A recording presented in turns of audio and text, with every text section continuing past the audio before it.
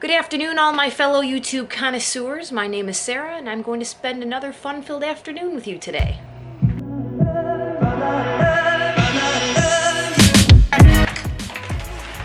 A little bit more quality time with the vacuum today. So I've actually had a pretty busy morning. I actually spent the greater part of the morning cleaning up and de-Christmasing the house.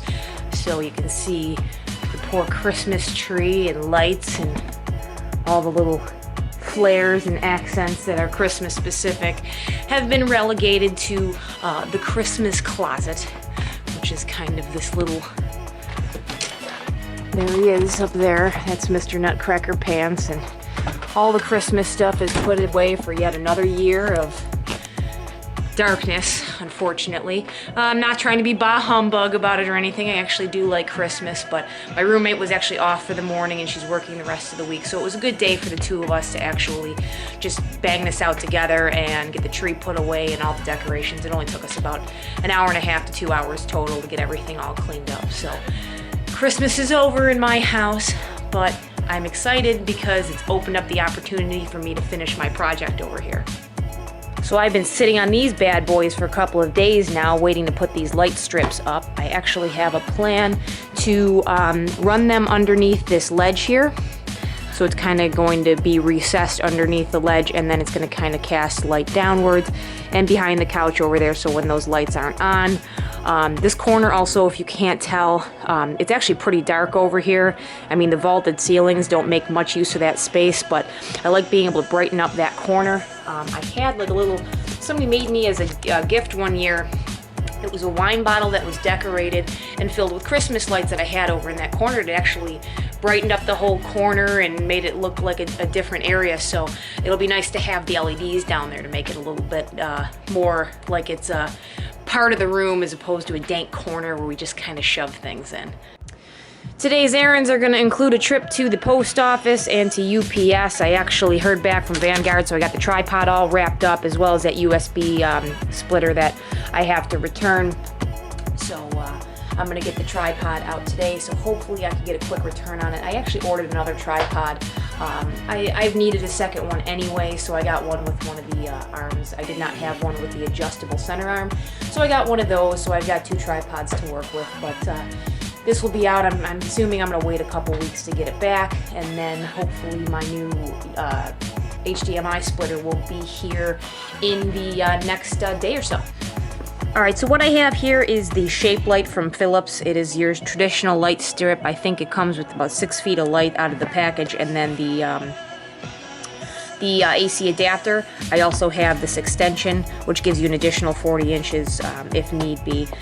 These things run about $90. I'll be honest with you, I don't know how worth it is if you're looking to kind of backlight a monitor or a TV. I mean, if you have an indiscriminate amount of income to spend on lighting and whatnot, then by all means, you know, buy these light strips. But for $90 for a kit, you know, to light something like this, or I want to light my monitor, you're better off with one of those cheap kits that you can get on Amazon.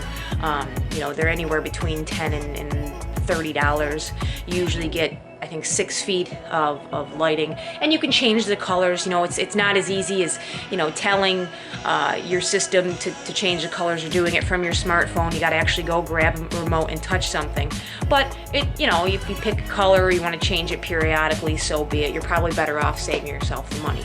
That being said, for me to get the length that I want over here, and you know, the lighting effect that I get for this whole side of the room, I thought it was worth it for at least that portion of the room to buy the Philips light strips.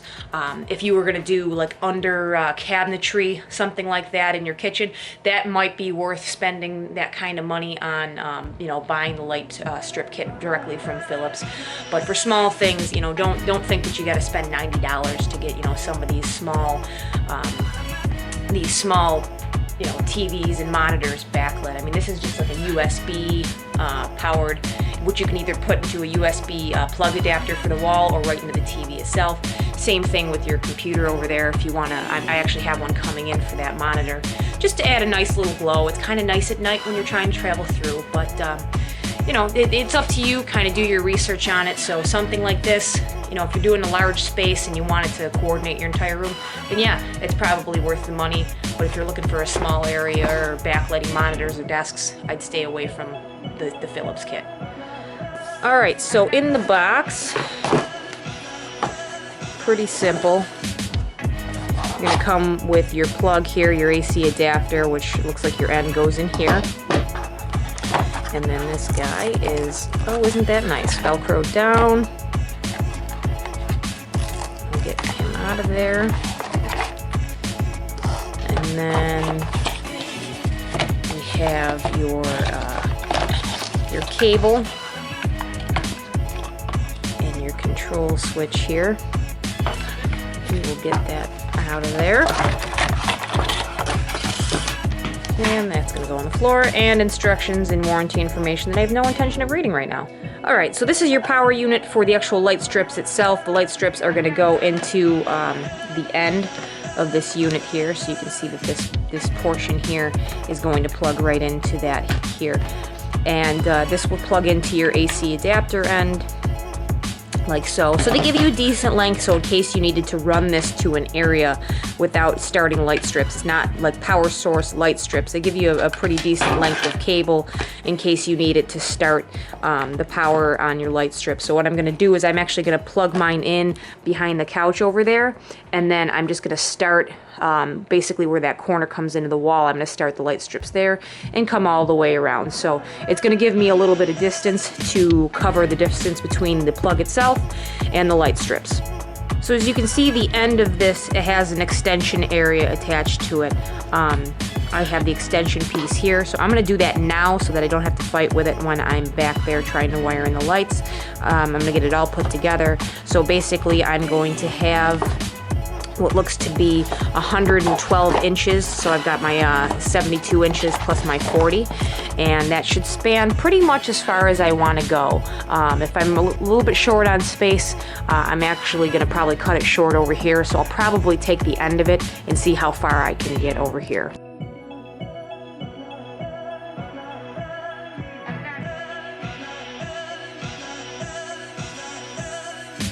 So before I get too far into my project, I'm going to make sure the damn thing works. I got it plugged in back there behind the couch. And I'm just going to put this in here real quick and make sure that everything is working the way it should be.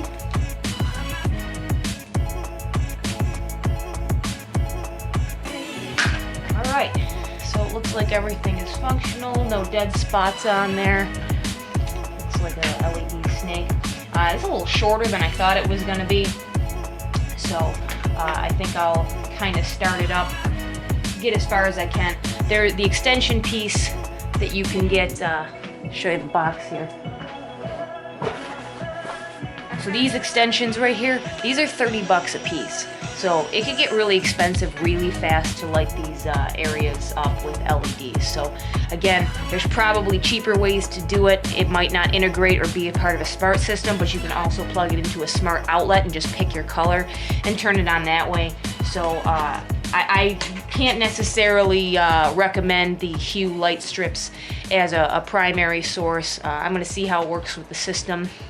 You know, I purchased it, but I think there's other options that are a lot more affordable than this. You can see that they're very bright. The one thing I will say about spending $90 on some light strips, that they're a lot brighter than the aftermarket ones that I have over there. That being said, that may not be important to you, so you can still get decent quality light strips at a much cheaper price. Alright, I have some rough wood underneath. It's actually recessed under the lip that's painted, and I want to put these in the recessed area, but the 3M tape has a hard time sticking to basically an unfinished wood. So I'm actually going to just use some thin nails that are going to be hidden by the lip on the shelf there, and I'm just going to be able to kind of have it hung underneath there.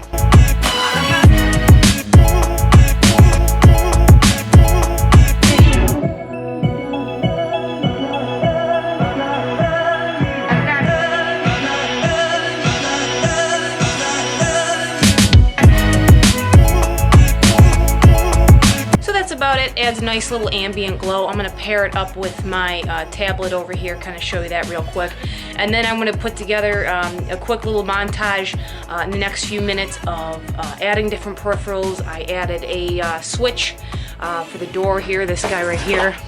Some kitchen boxes around. So I added this little removable remote here. I also added a sensor the other day, a motion sensor for the bathroom, so they go on automatically, especially convenient at night when you walk in, the lights will go on. I also set it for different times of the day and different lighting. But anyway, I'm gonna do a quick little walkthrough for anybody who's interested in all the things that the Hue system can do. I haven't even really tapped the vastness of some of the stuff that people have programmed into their Hue systems, but if you're interested, I'm gonna do a quick little montage and voiceover. And it is Lightstrip, and you can kind of strobe it here. It knows it's there, everything's working.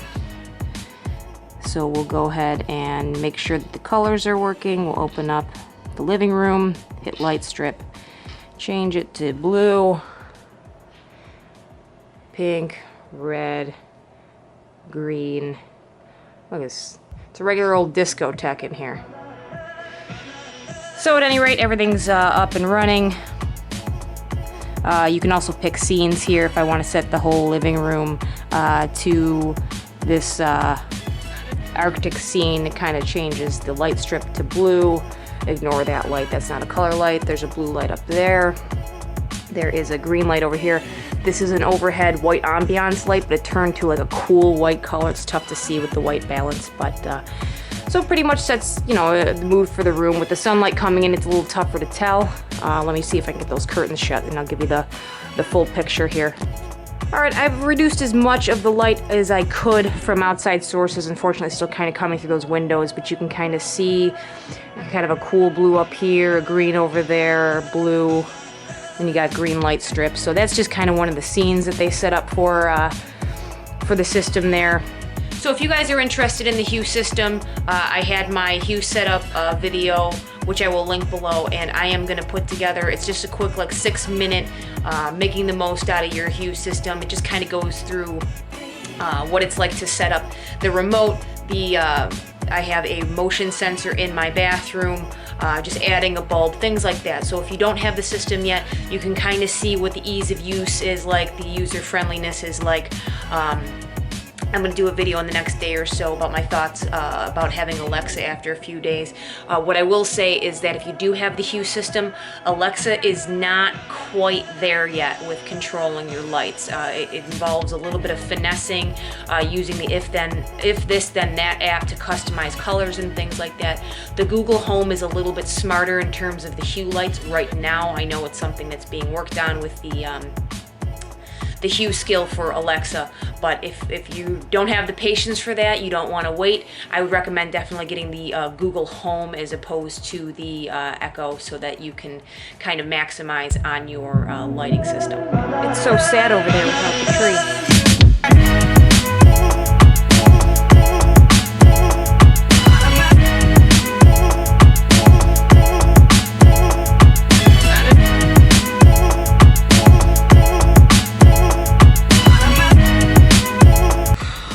Off to run my errands. I got to drop off my UPS, my USPS. I'm gonna run to Lowe's, see if I can find some chain for that lamp that I installed yesterday, and I have to go to Guitar Center to pick up an XLR splitter that I ordered with actually a $20 cash coupon that they sent me, so it's pretty much a free product for me. So off we go.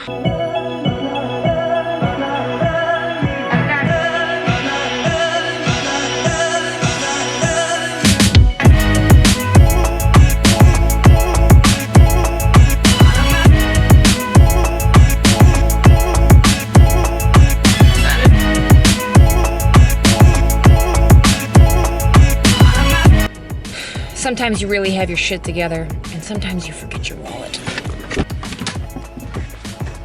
Alexa, turn all lights on. Okay. All right, luckily I didn't get on the thruway to drive 20 miles away to go to Guitar Center before I realized I didn't have my wallet.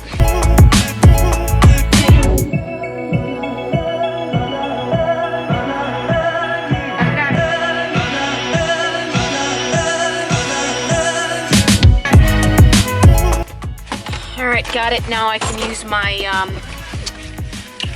my Behringer and my Zoom without having to convert mono audio to stereo.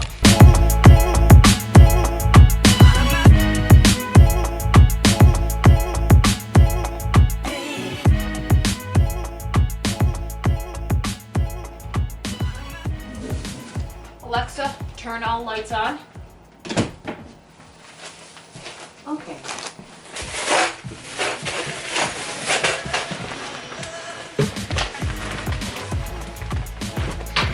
All right, got home, got myself some stuff, some project stuff that I'm spilling on the floor. I was looking for a large black chain to put on that lamp. The only thing they had was plastic, and then the ones that were kind of cool looking were just a little heavy and grody. So got like a decorative black chain, some steel cutters to cut through it. It's very thin chain. Some cable ties to deal with some wiring. Swiffer pads, because the area by the door is just gross because of the wet weather. And a cookie. These are actually very good cookies. They're dairy-free. I think they're gluten-free as well.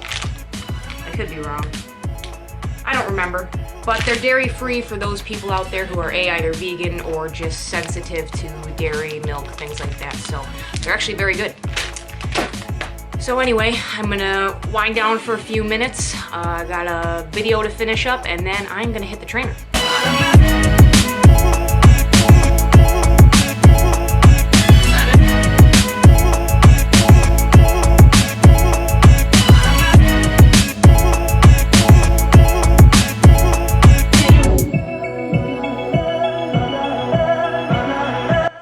All right, I'm picking out some music, and I'm gonna get my ass on the bike before it gets too late.